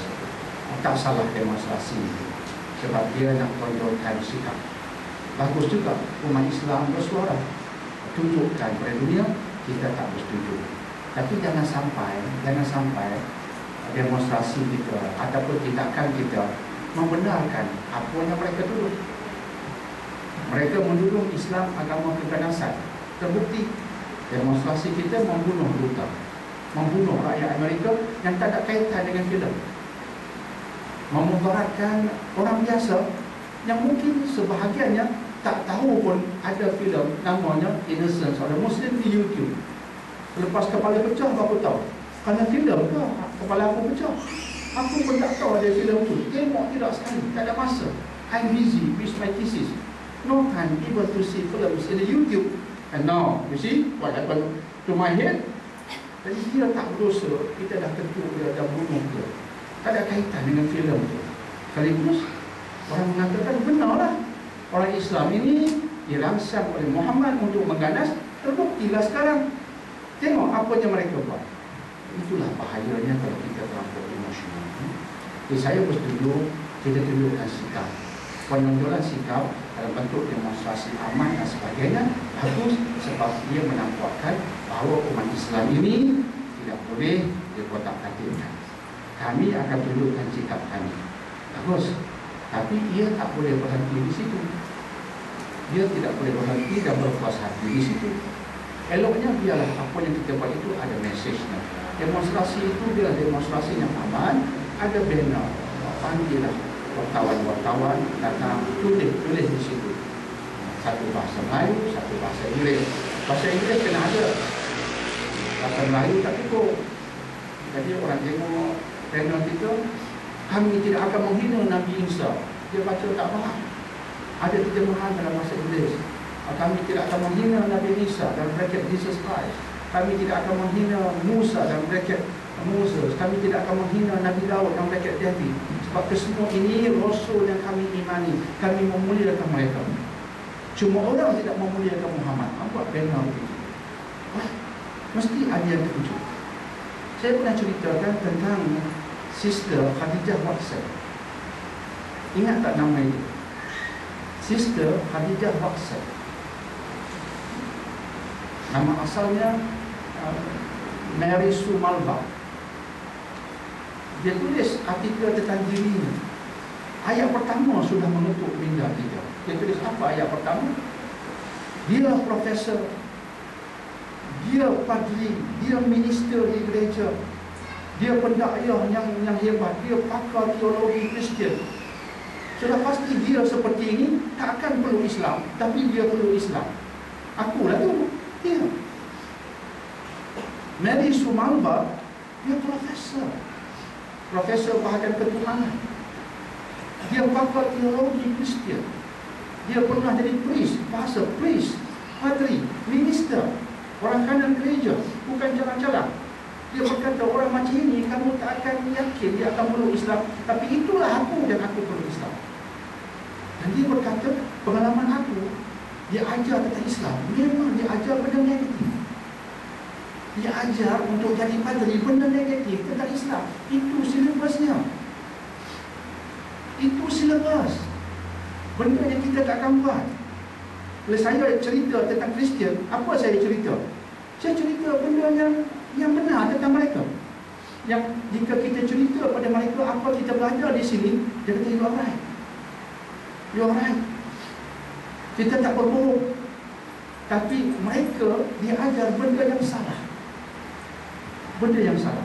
Itu didedahkan oleh tokoh mereka. Akhirnya aku bila belajar sendiri kaji Islam, baru aku sedar rupa-rupanya orang Islam memuliakan Yesus. Baru sedar. Mereka menyangkakan kita butuh Yesus sebab Yesus dikaitkan dengan Kristian. Kita berkata, we love Jesus. Jesus tu Nabi Isa sebab dia prophet. Cuma kami tak bersetuju kamu menggelarkan dia anak Tuhan. Itu saja. Tapi kami muliakan dia sebagai Rasulullah. Dia terkejut. Pertama kali aku faham. Kemudian dia kaji pula macam mana sikap Muslim dengan Mary. Dengan Maryam. Dia terkejut. Orang Kristian memuliakan Maryam, ada yang mengatakan dia ada ciri-ciri ketuhanan, naik taraf jadi Tuhan juga. Nabi Isa Tuhan, takkan ibu dia bukan Tuhan. Ada yang mengaitkan Maryam dengan sifat ketuhanan. Kami yang memuliakan Maryam, tiba-tiba dalam Bible tak ada pun satu chapter yang diorang panggil books, tak ada pun satu surah yang namanya Mary. Tapi orang Islam ada surah Maryam. Macam mana kita nak mengatakan orang Islam kutuk kepercayaan kita? Ada surah temanya Maryam. Bible tak ada satu surah pun yang temanya Maryam. Siapa yang memuliakan Mary? Orang Islam. Dia masuk Islam. Selepas dia faham, jangan terkejut. Mereka tidak faham. Tapi tak kita nafikan juga. Mungkin ada yang faham, tapi kerana hasad dengki boleh juga berlaku. Tapi tidak mustahil mereka tidak faham. Kesannya terhasillah. Jika dulunya dia memang karikatur yang dimuatkan dalam akhbar Jalen Foster. Cerita sebelum ini. Kemudian kita mendengar pula kisah Pope Benedict, Pope Roman Catholic, berucap di Jerman, mengatakan, tunjukkan kepada aku apa yang Muhammad buat, dan aku akan tunjukkan kepadamu bahawa yang Muhammad buat cuma dua ini sahaja, evil and inhuman. Yang Muhammad buat dua ini sahaja, benda evil, benda keji, dan inhuman, benda yang tak berpenuh kemanusiaan. Dan orang-orang Roman Katolik mengatakan Pope ini wakil Yesus. Pope wakil Yesus, dan sebagai wakil Yesus, Pope tak boleh berdosa, tak boleh bersalah. Apa Pope kata mesti betul. Sebab itu dalam buku ini saya tulis tajuk The Pope Who Will, saya kata Pope yang bersalah. Jadi bila orang Kristian baca itu, dia tersentaklah sikit. Mereka beriman Pope tak boleh bersalah, dia wakil Yesus. Saya buat tajuk The Pope Who Will, Pope yang bersalah. Sebab apa? Dia mengatakan Muhammad itu tak adalah benda lain kecuali keji dan tidak berperi kemanusiaan. Memang dia salah. Dan kita bagi bukti. Jadi semoga insyaAllah dengan kita faham siapa Nabi kita, di Facebook kita tulis bahan-bahan yang menjelaskan tentang siapa Muhammad dan sebagainya. Kita kena buat. Walaupun kecil-kecilan, tapi bermakna. Dan jika boleh, saya buat buku ini nak edah percuma pada orang Muslim. Nak edah percuma. Memang nama itu begitu. Memang nama itu pada non Muslim percuma. Orang Islam kena pergi. Orang Islam lebih banyak. Pada non Muslim percuma. Ada rakan saya akad. Ini sebut nama dia mesti dia senyum, insyaAllah. Akad, singkatannya akad. Dia dari masa ke semasa akan hantar email kepada saya. Sebab saya hantar buku saya ke dia. Sebab saya hantar pada buku saya pada orang yang memang suka bagi kat non-Muslim. Ada orang Islam, dia perang di dapur. Dia perang. Tak dapur pun tak meja. Yang kita tanya, buku saya bagi tahun lepas, oh ada lagi doktor. Dia ingat saya seronok dengan cerita tu. Ada lagi. Saya nak kata, oh tahniah ada lagi, tak hilang. Saya mau dia hilang kepada non-Muslim. Akad ni dia bagus. Bagi kepada laporan. Baru ni saya hantar 100 kat dia. Dia kata saya dah kena pada hakim di Malaysia. Oh alhamdulillah. Hakim baca. Bagus. Dan hakim tu telefon. Nak lagi buku tu. Nak hadiahkan pula kepada rakan-rakan dia. Alhamdulillah. Dan baru dia selesaikan pada orang hakim dari Amsterdam. Boleh doktor hantar lagi. Oh, saya kata insya-Allah. Minta berapa orang macam you saya hantar. Sebab sampai. Dan ada rakan dari Habib Maurish Shah Alam telefon. Ada ke buku tu lagi doktor? Habib. Saya bukan Habib. Tapi kerana dakwah non Muslim dan masyarakat berhubungan dakwah ini. InsyaAllah. Dakwah ini merapatkan manusia. InsyaAllah. Cara positif. Jadi semoga saya harapkan kalau rajin dapat ambil buku ini. Kalau di klinik, maka non Muslim sudah berikan percuma. Diedarkan, tapi jangan simpan. Sampaikan ke non Muslim. Ada satu bahagian saya tulis Muhammad the Final Messenger. Satu bahagian yang penting bagi saya, Muhammad the Final Messenger. Saya sebut tentang ucapan Pope.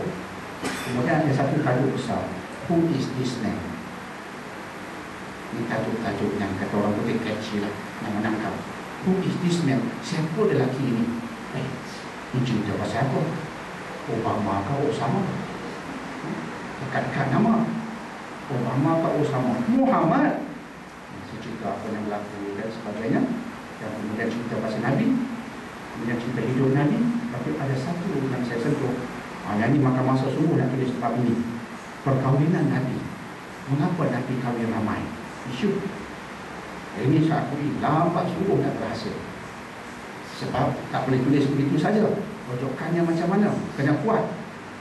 Jadi alhamdulillah Allah izinkan saya temui rojokan-rojokan dan menampakkan pada orang yang nak tahu perkahwinan Nabi itu memang hikmah yang tinggi. Kita ceritakan satu persatu. Mengapa isteri ramai dan seorang saja anak dara Aisyah radhiyallahu anha. Kenapa yang lainnya tidak anak dara? Kita cerita. Adakah kerana nafsu dan sebagainya? Itu akan membantu. Kemudian cerita perangai Nabi Muhammad. Siapa dia? Lelaki ini perangainya sentuh tentang kepribadian dan kebijaksanaan. Kemudian pearls of wisdom from the Prophet. Biasa ini orang kafir nak dengar. Permata dari Nabi. Apa permata Nabi ajar? Permata. Kami nak dengar permata dari Nabi. Maka saya sebutkan satu persatu sampailah kepada Islam dan wanita mengikut kalimat Nabi. Islam dengan haiwan, sehingga tentang anjing pun Nabi hormat. Nak tunjuk sebab orang kafir ni anjing penting. Bab anjing. Semalam saya tengok satu video klip tentang orang putih dengan anjing. Saya tengok sampai habis. Dia bawa van tenggelam. Ada 2 ekor anjing dalam tu. Kemudian polis-polis menjerit cerita di barat. Keluar, get out of the van, get out. Get out now. Van dah menunam dah. Dan dia pun sempat keluar, berenang patah balik. My dogs. Oh, dia. Tertinggal anjing. Mereka kata dia sanggup mati kerana anjing dia. Dia sampai nak lemas, seekor keluar. Lagi seekor ada di bawah. Terkejut. Orang kata habis, lemas dah. Tengok-tengok, kemudian barulah keluar dulu. Jadi orang barat, anjing ni, dia sayang sungguh. Kemudian orang video dia. Mengapa you sanggup mati kerana anjing? You see, we will of course are willing to die because of our family. These dogs are part of my family. Oh. Kita manusia sanggup mati kerana keluarga. Ini keluarga saya. 2 ekor anjing ni keluarga saya. Itu orang barat. Yang namanya ini. Saya pun kaji tengok apa Nabi kata tentang anjing. Bagus Nabi kata. Kita yang belajar hadis Allah. Dia sebut Allah apa dia. Hadis Allah. Macam marah. Tapi Nabi puji laki-laki yang selamatkan anjing yang dahaga, berikan minuman, dicegok dari kasut, berikan minuman itu pada anjing. Anjing bilang kehausan, Allah ampun dosa dia. Hadis sahih. Oh, Muhammad doesn't condemn dogs, no. This is the hadith, the tradition. Saya makan juga apapun yang mereka nak kenal. InsyaAllah. Jadi itulah. Saya mengharapkan di samping kita buat demonstrasi aman, saya tak akan menyokong demonstrasi agresif, tak akan menyokong langsung pembunuhan ke atas duta itu. Kita minta maaf. Kita tak akan sokong perbuatan kejam macam itu. Orang yang berkenaan kita tak tahu. Yang naik dalam filem ada kata Kristian optik asalnya begitu. Tapi hari ini tak tahu. Tak tahu, mungkin dirahsiakan. Dan dikatakan sampai pagi tadi saya bertemu dengan seorang, dia kata filem itu masih ada kat YouTube. Masih ada, belum dibuat. Tapi kita tengok sikap dia kata. Jadi saya rasa jangan tunggu isu. Jangan tunggu isu. Memang keluar karikatur, dia nak poster, oh mengamuk pula. Lepas bulan nasi kandar 2, enjoy. Kemudian Pok buat ucapan, bangun pula, mana kayu. Lepas bulan nasi kandar 3, lupa.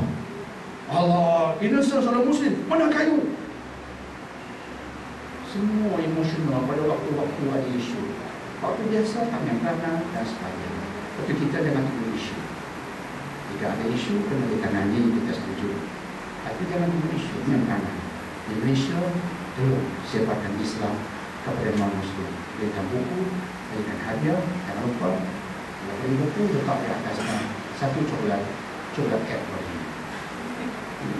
Kita beri banyak, ada setengah RM1,000, insyaAllah, secret recipe. InsyaAllah. Jadi insyaAllah, semoga ada manfaatnya. Kita tengok pada soalan. Ada soalan verbal? Ada? Soalan lisan? Ya, Umi. Ya. Saya ada kali dengar daripada Sinar FM.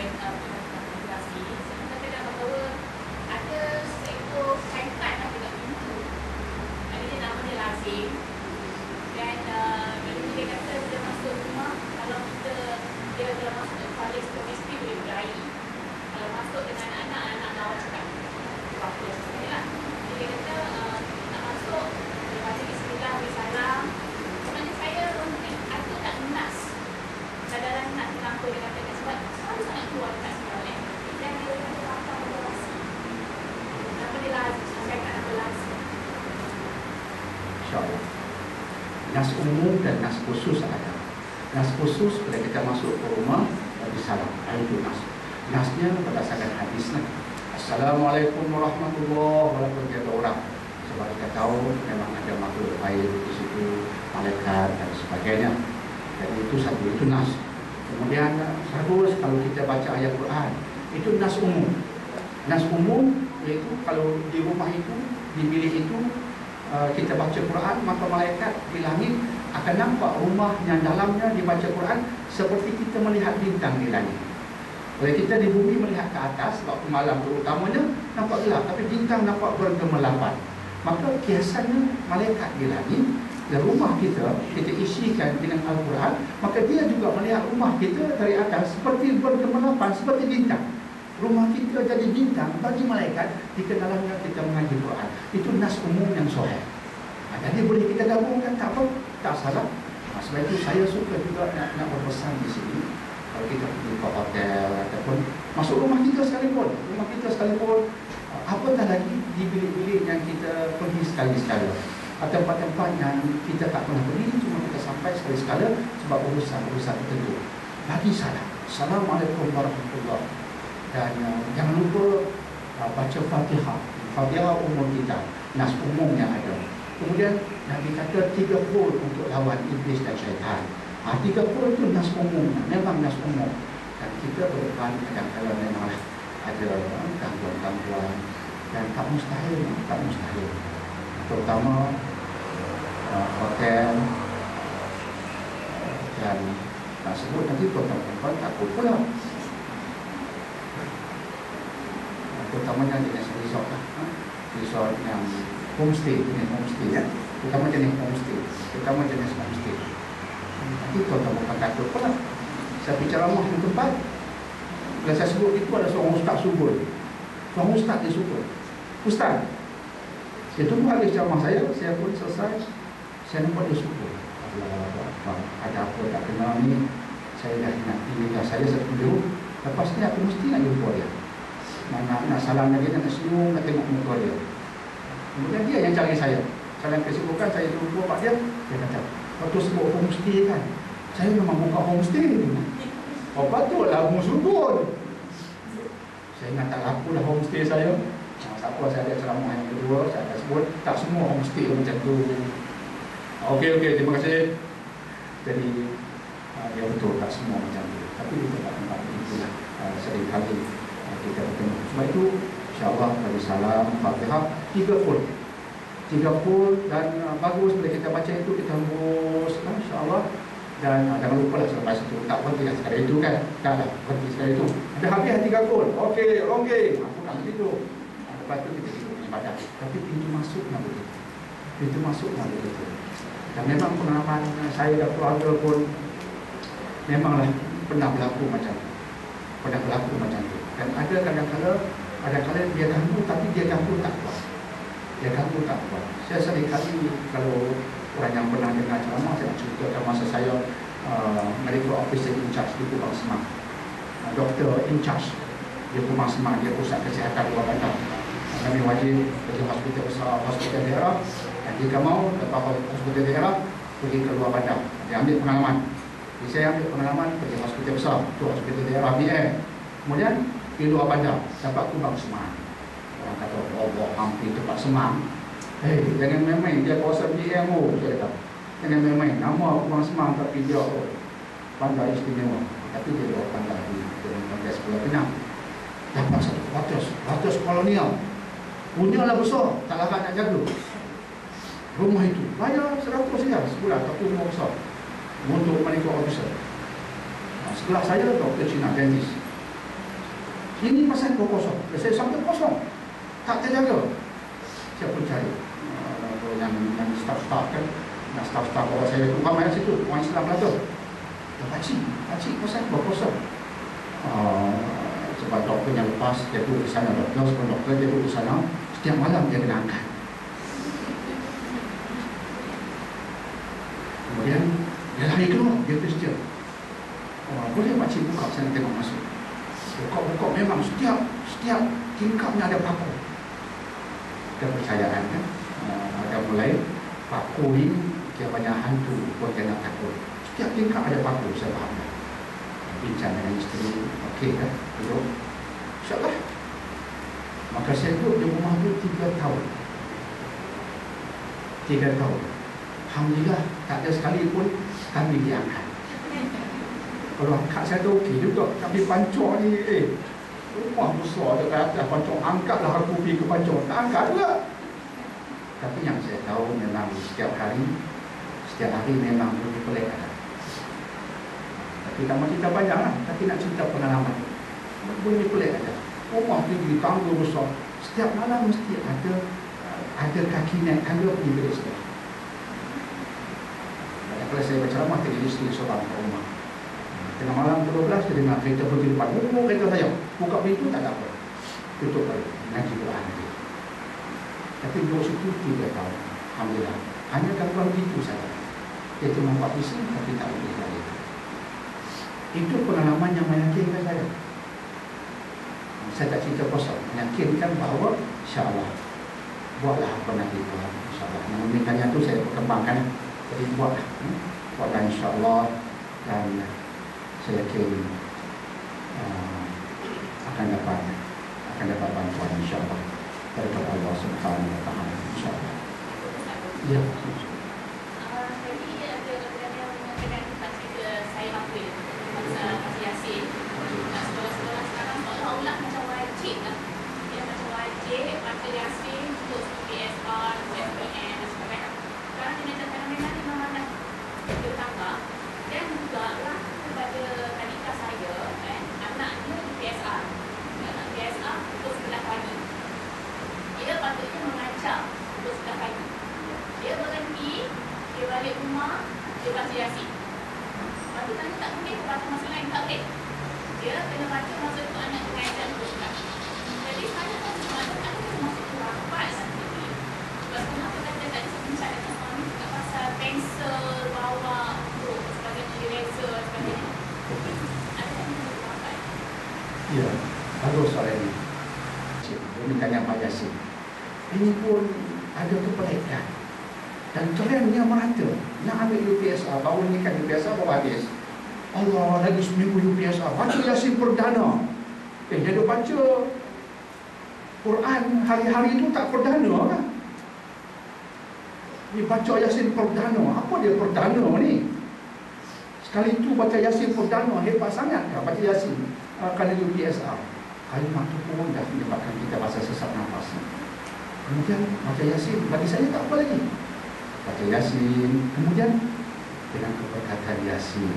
Okey, saya tak keras sebab ni. Okey, sebab nas umum baca Quran bagus, baca Yasin pun bagus. Jangan lawan. Betul tu. Okey, ramai-ramai bagus, bagus. Bukan ramai-ramai ke karaoke, ramai-ramai baca Yasin. Masya Allah, mak bapak. Lepas baca Yasin, doa dengan keberkatan Yasin. Adalah anak-anak kami ini cemerlang. Masya Allah. Tawasul dengan amal soleh. Kita dah bagi nas, dia terima tawasul macam ni. Keberkatan amal soleh, baca Quran, baca Yasin, tawasul.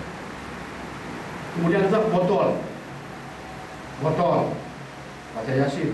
Semoga keberkatan turun dari surah Yasin. Kita minum, semoga ia penawar. Okey, masih boleh lagi. Keberkatan, gunakan air boleh, nak ubat pun boleh, masih boleh. Tapi demi UPSR, jangan lupa ya anak-anak bawa pemadam. Jangan lupa bawa pensel, pen, letak sekali. Di majlis baca Yasin bawa pemadam, pensel. Kemudian nanti bila Faisal jangan bawa pensel lain. Jangan bawa pemadam lain, tak boleh. Bawa pensel Yasin. Itu saya tak boleh. Ini sudah boleh bawa ke lain. Saya terbayang kan, seorang muda, UPSR, bukan dewasa, boleh pergi jauh, nilai jauh, budak pergi masuk bilik UPSR. Allah, aku tertinggal pensel Yasin. Hang bawa pensel Yasin, aku bawa. Allah, aku tertinggal. Allah, habis aku. Akhirnya bawa syirik kan. Alhamdulillah, UPSR kali ini aku tertinggal, tak tahu di mana. Hang pakai tu, pakailah, aku tak boleh jawab. Dia dah jadi psikologi yang mudah ini dapat kesan yang ustaz tahu. Itu semua kerja ustaz di sekolah. Ustaz ikut saja. Dia pergi sekadar terlebih sampai tu. Saya bimbang semua. Sebab saya tak pernah dengar Nabi masa nak perang, Nabi pun sahabat baca Quran, letak pedang masing-masing kat tengah. Umar, mana pedangmu? Ali, pedangmu mana? Tak tengah-tengah. Kita baca Yasin. Nanti bila perang, semua bawa pedang Yasin dia, tak pernah dengar. Dan Nabi bentuk sahabat insan yang rajin belajar, rajin mengaji, jiwa ikhlas. Apa saja dia bawa, diberkati Allah. Apa saja dia pegang, diberkati Allah. Tak payah tunggu majlis Yasin. Benda tu tak penting, yang penting individu. Yang penting belajar rajin-rajin ikhlas kerana Allah. Kita berdoa kepada Allah, jangan berdoa sekadar ini. Ibadah setiap hari, jangan lupa yang wajib, jauhi yang haram. InsyaAllah bila individu itu betul, dia rajin belajar, hati dia ikhlas, dekat dengan ilahi, jauhi mungkar. Apa yang dia buat?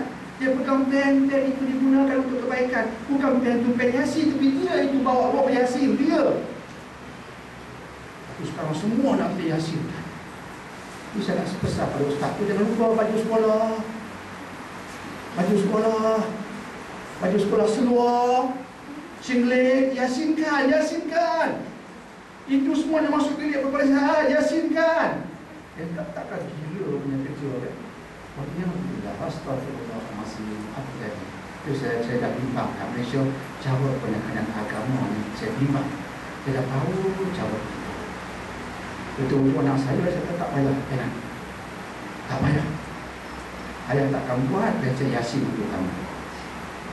Saya takkan buat untuk anak saya. Masa anak saya ambil periksa, saya pergi kerja, isteri pergi kerja. Tak sibuk dah. Nak duduk, dia masuk pukul 8, kita masuk dia pukul 8. Dia baca Yasin, baca lagi. Pukul 10, dia habis periksa dah. Sadaqallahul azim. InsyaAllah akan dah juga. Jadi cara kita bawa agama macam mana hari ini dah boleh. Sebab itulah saya ada kebimbangan. Dan sebab itu bila kita belajar di sini, kita nak belajar untuk menilai. Nak menilai cara yang betul, insyaAllah. Dan jangan terpengaruh dengan nama Dr. Genia atau Ustaz. Nilai berdasarkan nas. Kalau ada radio agama, fokus agama yang nilai, tolong ya. Tolong dengar dan hati-hati. Sebab orang agama pun sekarang sudah komersialkan. Nak title Ustaz dan Ustazah. Dia sanggup dari promosi iklan yang kadang-kadang pelik-pelik. Kalau tak di Malaysia, dari Singapura, dari iklan baju-baju pelik-pelik. Dan bila saya ceramah di Singapura, saya berpikir Ustazah popular kat Malaysia. Ini astagfirullah, takut agama yang jadi budak yang menakutkan bagi saya. Semoga doktor dia lah tak jadilah macam tu. Semoga dia ada lah. Kata doktor, boleh tak tolong promosi ni kopi jantan ni? Saya tak mahu. Doktor apa macam tu kan? Maka kopi jantan ni kena padam. Saya tunjuk video ni saja lah nak tunjuk. Kalau Ustaz dia ada dia macam tu, saudara datang lah dia mengarut. InsyaAllah semoga ada kebaikan. Jadi insyaAllah ada satu soalan. Saya bekerja di jabatan kerajaan yang punya seorang kenalan yang sifatnya suka perempuan, lesbian. Bagaimana cara untuk menegurnya? Kita tak menafikan ada lelaki yang cenderung pada lelaki sebab pengaruh hormon dan juga gen. Ada perempuan yang cenderung pada wanita sebab pengaruh hormon dan juga gen. Selagi mana dia tidak bertindak bentuk amalan, insyaAllah. Sama juga seperti lelaki yang bukan homoseks, wanita bukan lesbian, dia suka pasangan yang bukan sejenis. Natural. Lelaki suka perempuan, natural. Perempuan suka lelaki, natural. Tapi sampai berzina, terbabas juga. Lelaki dengan lelaki, terbabas juga. Jadi yang natural itu pun boleh terbabas. Jadi semua ada ujian. Yang bukan homoseks pun ada ujian. Sebab itu kalau ada lelaki cenderung dengan lelaki, tak apa. Tapi jangan dia laksanakan nafsu itu. Bila dilaksanakan nafsu itu jadi dosa. Lesbian dilaksanakan kehendak nafsu itu jadi dosa besar. Dosa besar, bukan dosa kecil, dosa besar. Tapi jika dia melawan, macam juga orang yang cerah, lelaki suka perempuan, nak terbabas tapi dia lawan, dia berpuasa. Sama juga. Jadi lawan, zikir dan sebagainya. Dan tak salah jumpa pakar sekretari, ambil lubahan. Boleh. Di barat sudah ada kumpulan kaunseling, yang buat kaunseling. Dan sepanjang pembacaan saya berkesan. Ini golongan yang sudah cenderung sangat lelaki sama lelaki, perempuan dengan perempuan, lelaki dengan lelaki, kita panggil homoseksualiti, perempuan dengan perempuan, lesbianism. Ada bahayanya. Jadi dengan kaunseling boleh mengubah cara dia melihat. Akhirnya dia berkahwin. Ada peratus yang memerasamkan, yang menunjukkan dia berkahwin akhirnya. Dan ini menafikan satu golongan jahat di barat yang mengatakan golongan homoseks dan lesbian ini dia sudah ditakdirkan begitu dan tak boleh diubah. Ini gerakan jahat. Artinya apa saja yang dibuat takkan mengubah mereka. Ini gerakan yang sedang bertiup di barat. Tapi alhamdulillah ada juga sebahagian di barat yang berpegang pada agama. Ya, bukan mesti Islam, tapi dia faham agama tak mengizinkan itu. Dan mereka saintis. Maka mereka sebagai saintis buat kajian, buka kelas kaunseling yang berkesan, dia buat kajian dan dia bukukan penemuan dia, kejayaannya untuk mengatakan ini takdir Tuhan yang menyebabkan mereka tak boleh berubah. Salah. Dia boleh diubah. Jadi Tuhan tak kejam. Bagus juga rumusan saintis yang macam itu. Dan kita manfaatkannya. InsyaAllah ya. Jadi apa yang perlu kita buat? Orang begini bagi saya pertama sekali dia perlukan kawan. Kawan yang baik, yang baiknya itu bukan sekadar baik di segi pergaulan, baik fikrah, baik agama. Itu penting. Dan sering mendekatinya. Sebab tiupan nafsu ke arah songsang itu kuat dan berbahaya. Sebab itu kena ada orang mendekatinya, jangan menjauhinya. Dan perlahan-lahan bawa dia ke arah yang baik. Kita melihat insya-Allah kalau itu berlaku akan berubah. Pernah dari satu universiti yang pernah kita datang kelas, dia cerita kepada saya, dia begitu, dia cenderung pada lelaki. Dan saya pun tengok dia ini agama, ini nak sungguh agama. Tapi ketika dia sebagai pimpinan, setiap minggu dia hadir di sini. Berdepan sekali. Tak mahu cerita lebih. Hanya cerita 5 tahun dahulu. Tapi dia berjumpa saya selalu berjumpa lagi. Saya kata tak apa, kena bagi rancangan. Jangan kalau Allah Ta'ala masuk neraka, fisijin, jangan begitu. Kita tak apa. Perasaan ini bukan perasaan mudah, tak apa. Cuma macam juga orang lain yang ada minat tertentu, kecenderungan tertentu, macam orang lain. Cuma kecenderungan berbeza, tapi mungkin terbawah juga kecenderungan dia sama macam kamu. Cuma kamu bab ni kawan. Itu saja. Jadi dia pun datang. Satu minggu dia datang, saya tanya, apa you buat untuk kawan? Saya nak tahu. Apa you buat untuk kawan? Dia kata satu, dia suka pakai sunnah, sorban, sebagainya kan. Dia nampak latihan dia. Okey, bagus sekali. Yes. Apa lagi? Dia nak jadi alafis, dia hafal Quran. Dia nanti punya sains. Bagus, good for you. Jadi akhirnya dia berkahwin. Tapi tak menjadi. Dia cuba juga cari seorang wanita yang baik. Bagus wanita itu, saya pun kenal, kahwin. Tak menjadi. Hampir bercerai sebab dia tak boleh hidup. Jadi akhirnya bercerai. Kita capai tak bercerai, tak boleh setuju bercerai. Tapi dia punya cari jalan nak kontrol diri dia sampai akhirnya dia jadi al-hafiz, doktor sains dan juga al-hafiz. Dia cuma nak hilangkan orang kata kehendak pada homoseksualiti. Dia hafal Quran, dia ubah rasanya itu kepada cinta pada agama dan berjaya. Jadi boleh. Saya tengok ada kes yang berjaya. Itu dari seorang tu yang pernah masuk paper kan, memanglah kondang betul. Sekarang dia boleh dia bersama bangga sampai lupa, Masya Allah, minat agama. Bisa dapat jalan keluar memang agama. Agama. Cinta itu pergi pada agama orang boleh, insyaAllah. Yang kecintaan itu dia tak bawa pada agama, itu ada risiko tinggi. Tapi jangan lupa dia dekat dengan dia.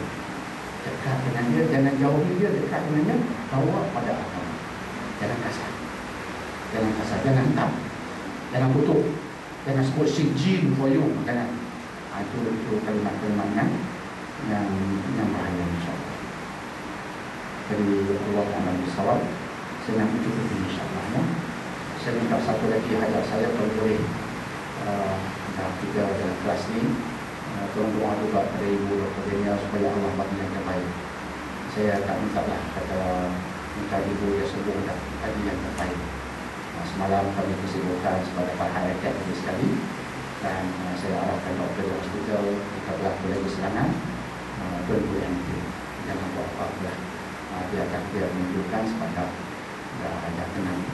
Jadi kalau boleh doa doktornya doa kami yang terbaik itu insyaAllah.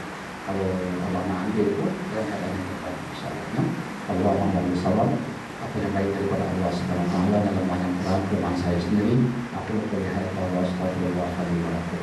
A'udzubillahi minasyaitonir rajim. Bismillahirrahmanirrahim. Alhamdulillahirabbil alamin wassalatu wassalamu ala asyrofil anbiya'i wal mursalin sayyidina Muhammadin wa ala alihi washabbihi ajmain. Allahumma arhamna bil Qur'anil azim waj'alna imama wa hudan wa rahmatan wa nura. Allahumma dhakkirna min ma nasina wa 'allimna min ma jahilna warzuqna tilawatahu amin rahmatika ya arhamar rahimin. Rabbana atina fid dunya hasanah wa fil akhirati hasanah wa qina adzabannar. Wassallallahu ala sayyidina Muhammadin wa ala alihi wa sahbihi wa sallam. Walhamdulillahi rabbil alamin. Subhanallah wa bihamdihi asyhadu an la ilaha illa anta astaghfiruka wa atubu ilaik. Subhanallah wa bihamdihi asyhadu an la ilaha illa anta astaghfiruka wa atubu ilaik. Subhanallah wa bihamdihi asyhadu an la ilaha illa anta astaghfiruka wa atubu ilaik. Bismillahirrahmanirrahim. Al-'asri innal insana lafi khusr illa alladziina aamanu wa 'amilus shaalihati wa tawassaw bil haqqi wa tawassaw bis sabr. Wassalamualaikum warahmatullahi wabarakatuh.